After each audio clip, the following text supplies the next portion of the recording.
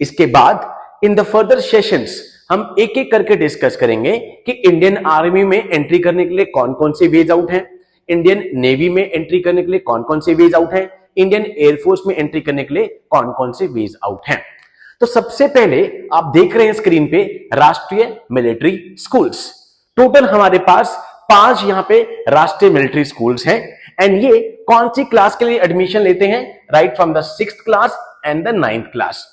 2 classes हैं, 6th class में आप इन स्कूल्स में एंट्री कर सकते हैं एंड 9th क्लास में आप एंट्री कर सकते हैं। अगेन आज का सेशन खाली इंफॉर्मेटिव है सो दैट स्टूडेंट्स को पहले ये जरूर पता लगे कि कौन कौन से तरीके हैं कि वो यहां पर इंडियन आर्म्ड फोर्सेस को ज्वाइन कर सकते हैं या फिर उसी सराउंडिंग के बीच में वो आ सकते हैं। तो सबसे पहले कोइंसिडेंटली अभी फॉर्म भी निकला हुआ है इसका राष्ट्रीय मिलिट्री स्कूल्स का। टोटल कितने हैं? 5 आज हम डिस्कस करेंगे। तो सबसे पहले 6th क्लास में आप राष्ट्रीय मिलिट्री स्कूल में आते हैं। टोटल हमारे पास 5 राष्ट्रीय मिलिट्री स्कूल्स हैं। Number 1 RMS Ajmer, number 2 RMS बेलगाम कर्नाटका में ये फॉल करता है, नंबर 3 RMS धूलपुर, धूलपुर कहां पर है? राजस्थान में है आपके पास। देन उसके बाद आपके पास चौथा आता है RMS Bangalore and number 5 is RMS चैल। ये 5 आपके पास राष्ट्रीय मिलिट्री स्कूल हैं। दैट मीन्स 5th क्लास के बाद ही 6th क्लास में आप उसी माहौल में आ सकते हैं जो कि आपको फर्दर लास्ट में एनडीए में जाने के लिए हेल्प करेगा। बिकॉज आपकी यहां पर जितनी भी अपब्रिंगिंग होगी आप उसी माहौल में रहेंगे कि आपकी जो डे टू डे एक्टिविटीज होंगी, स्पोर्ट्स एक्टिविटीज होंगी, आपकी बॉडी, आपकी पर्सनैलिटी सारी उसी तरीके से शेप लेना स्टार्ट कर देगी। आज के सेशन में खाली मैं आपको इंफॉर्मेशन दूंगा। नेक्स्ट सेशन में हम देखेंगे कि यस आपको डिफेंस फोर्सेस क्यों ज्वाइन करनी चाहिए, क्या यहां पर अलग है डिफेंस फोर्सेस में then the other services. As such मैं इससे पहले वीडियो बना चुका हूं कि जो डिफेंस सर्विसेज हैं वो जॉब नहीं है। नंबर 1 ये वे ऑफ लाइफ है। जिन भी बच्चों को लगता है कि वो इस वे ऑफ लाइफ के लिए तैयार हैं, वो इस वे ऑफ लाइफ को जीना चाहते हैं, अपनी बॉडी में लाना चाहते हैं लाइफ टाइम, उनके लिए अपॉर्चुनिटीज हैं। बिकॉज आप देखेंगे जो भी RMS से पास आउट होगा या फिर RIMC से पास आउट होगा, उनकी बॉडी लैंग्वेज बाकी बच्चों की बॉडी लैंग्वेज से बिल्कुल अलग होगी। तो हम अलग सेशंस में डिस्कस करेंगे कि क्यों यहां पर आपको इंडियन आर्म्ड फोर्सेस पे जाना चाहिए। आज खाली आपके लिए इंफॉर्मेशन है। तो ये 5 आपके पास स्कूल आ गए। अब कौन सी क्लास में सर एडमिशन होता है? तो 6th क्लास और 9th क्लास में यहां पर एडमिशन होता है। एक टेस्ट होगा, कॉमन एंट्रेंस टेस्ट होगा। यहां पे कौन लेगा? मिनिस्ट्री ऑफ डिफेंस उसको कंडक्ट करवा रही है। आई hope this is clear. 6th class में सबसे पहले आप एंट्री कर सकते हैं, उसके बाद 9th क्लास में आप इसमें एंट्री कर सकते हैं। अब देयर आर 5 राष्ट्रीय मिलिट्री स्कूल्स RMS हमने पढ़ी लिया कौन कौन से 5 हैं। मैंने पांचों की पांचों आपको फोटो दिखा दी। तो सबसे पहले तो 5th क्लास के बच्चे के लिए एंट्री पॉइंट आ गया कि 6th क्लास में वो राष्ट्रीय मिलिट्री स्कूल में एडमिशन ले लेगा। उसके बाद या फिर उसे स्किप हो जाता है, उस टाइम उसका पेपर क्लियर नहीं होता है, तो 9th क्लास में भी वो यहां पर एंट्री कर सकता है। ओके, एट प्रेजेंट इसके फॉर्म निकले हुए हैं, इसलिए यहां पर हम डिस्कस साथ साथ कर लेते हैं कि for in the 6th class boys and girls दोनों के लिए यहां पर एलिजिबल है। इसमें कितनी एज चाहिए? 10 साल से कम का ना हो, 12 साल से ज्यादा का ना हो। 9th क्लास के लिए अगर मैं बात करूं तो 13 से कम का ना हो एंड 15 से ज्यादा का ना हो। ये यहां पर एट प्रेजेंट कंडीशंस आई हैं। जो फॉर्म अभी निकला हुआ है 21 अगस्त को स्टार्ट हुआ था, 19 सितंबर को इसकी लास्ट डेट है। आई hope this is clear and coincidentally आज 19 सितंबर ही है, ठीक है। एंड उसके बाद will be intimated via SMS। Further जो भी है इसका अलग CET का एग्जाम होगा, इंटरव्यू होगा, एक लिस्ट आएगी। बट मेक श्योर अगर आपका RMS में एडमिशन हो जाता है तो यहां पर आप कह दीजिए कि आप एक स्टेप यहां पे क्लोज आ गए हैं to your destiny, that is national defence Academy. सबसे पहले जो एग्जाम होता है जो आपको ऑफिसर्स बनाता है, ठीक है। तो आज इसकी लास्ट डेट भी है कोइंसिडेंटली यहां पे, ठीक है। तो जो भी बच्चे इसमें अभी तक नहीं भी फिल किए हैं वो फिल कर सकते हैं। नाउ इसके बाद इसमें कुछ सीट्स रिजर्व होती हैं।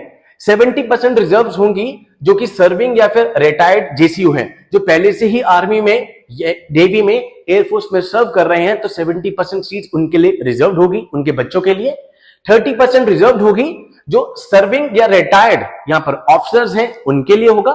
27, 15, 7.5 जो कि रिस्पेक्टफुली हर एग्जाम में होता है, यहां पे OBC, non creamy layer, SC ST candidates के लिए होगा।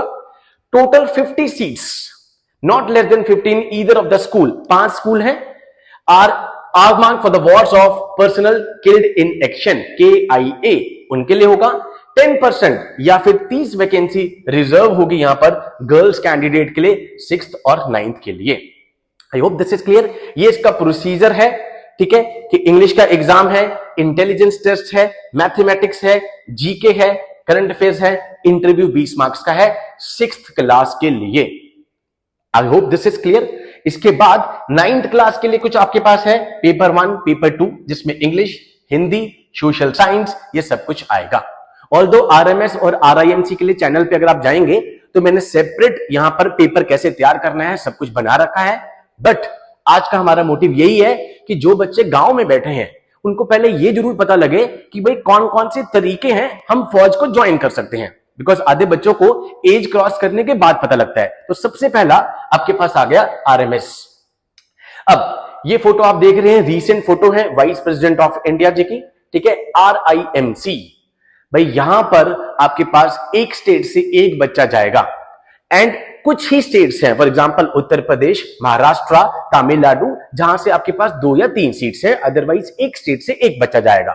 तो पहला स्टेट तो आपके पास था RMS, जिसमें आप 6th और 9th क्लास में एडमिशन ले सकते हैं। अब आपके पास आ गया राष्ट्रीय इंडियन मिलिट्री कॉलेज, देहरादून, गढ़ी, कैंट। नाउ एजुकेशन क्वालिफिकेशन इसके लिए क्या चाहिए? The candidate should either be studying in 7th, या तो बच्चा 7th में पढ़ रहा हो, ठीक है, या फिर उसने 7th क्लास पास कर ली हो, बिकॉज RIMC में एडमिशन कब होता है? 8th क्लास में होता है। From any recognised school at the time of admission to the RIMC। I hope this is clear. पहले 6th और 9th के लिए RMS, उसके बाद आप 8th क्लास में एक स्कूल है RIMC। बहुत से बच्चों को इसके बारे में अभी तक पता भी नहीं है, ठीक है। तो यहां पर एक स्टेट से एक बच्चा, पहले इसमें खाली बॉयज ही अलाउड थे, उसके बाद सरकार ने गर्ल्स को भी अलाउ किया, तो बॉयज और गर्ल्स दोनों इस स्कूल में यहां पर एलिजिबल हैं, वो इसमें एडमिशन ले सकते हैं, ठीक है।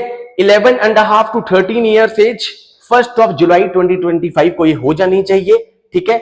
एंड ये कुछ डेट्स हैं कि 2 जुलाई 2012 से पहले ना हो एंड 1 जनवरी 2014 के बाद में ना हो। कोइंसिडेंटली इसका भी फॉर्म अभी निकला हुआ है। आई hope this is clear. Now इसका पेपर का प्रोसीजर क्या है? एक इंग्लिश का पेपर होगा, रिटन होगा, यहां पर ऑब्जेक्टिव नहीं है, मैथमेटिक्स का होगा, जीके का होगा एंड उसके बाद आपका एक इंटरव्यू होगा।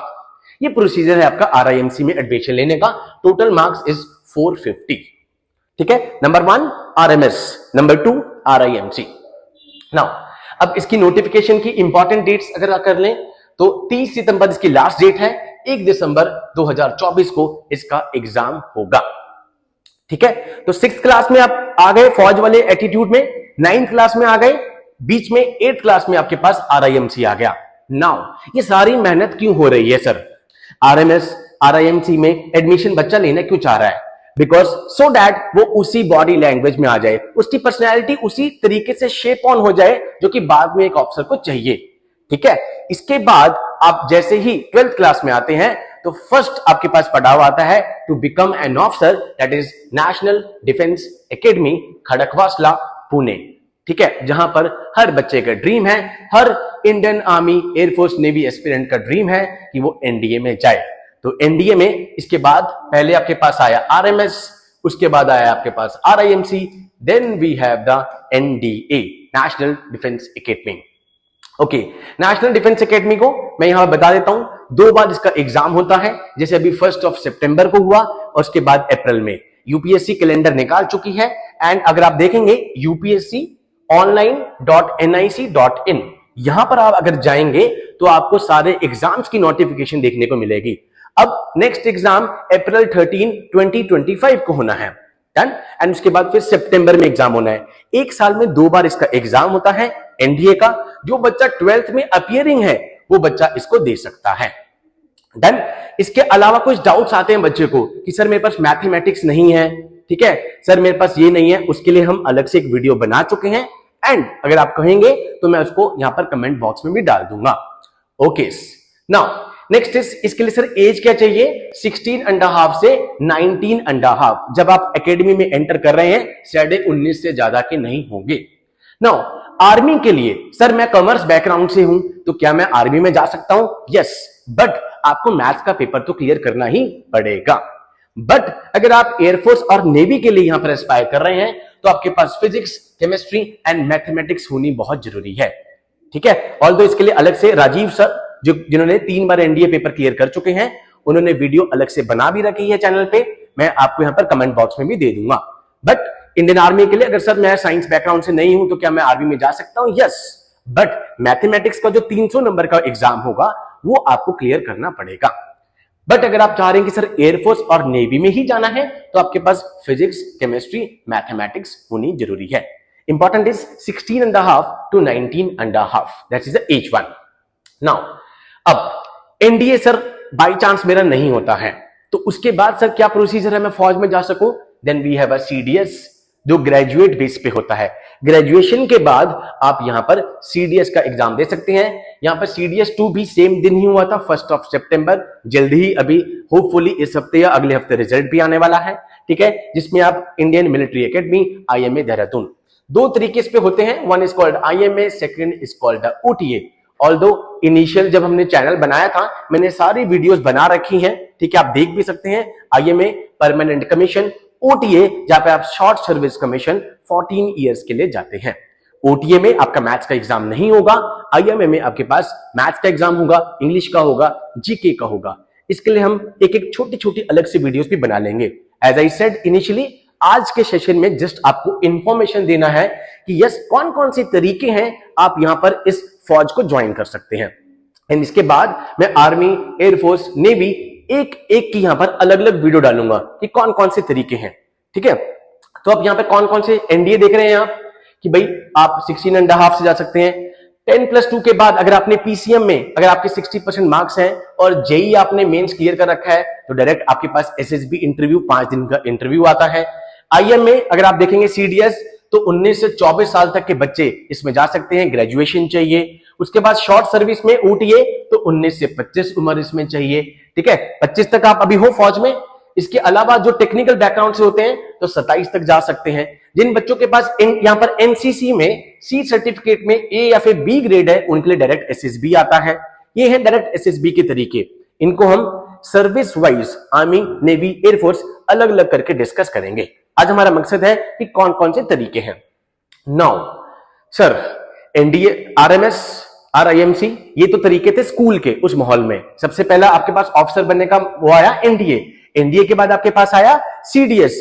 सर मेरी उम्र अब 27 क्रॉस हो गई है, मैं 30 का हो गया हूं, बट मेरे अंदर स्टिल वही पैशन है कि मुझे डिफेंस फोर्सेस में जाना है, मुझे यूनिफॉर्म चाहिए। Sir still you have a way out. आप 42 इयर्स तक जिसका फॉर्म अभी निकलेगा, राइट नाउ जो हम बैच रन कर रहे हैं उसमें अभी 2-3 स्टूडेंट्स हमारे पास टेरिटोरियल आर्मी के भी हैं। दैट मींस 42 इयर्स तक आप आर्मी को ज्वाइन कर सकते हैं।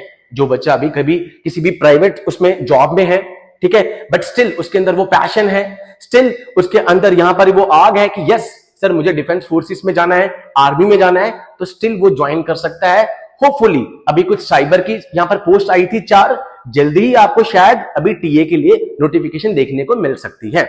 ऑल्दो उसका कोई टाइम फ्रेम नहीं है, unlike the NDA and CDS ये कभी भी आ जाती है। बट आपको पता हो कि 42 एज तक आप यहां पर इंडियन आर्मी में जा सकते हैं।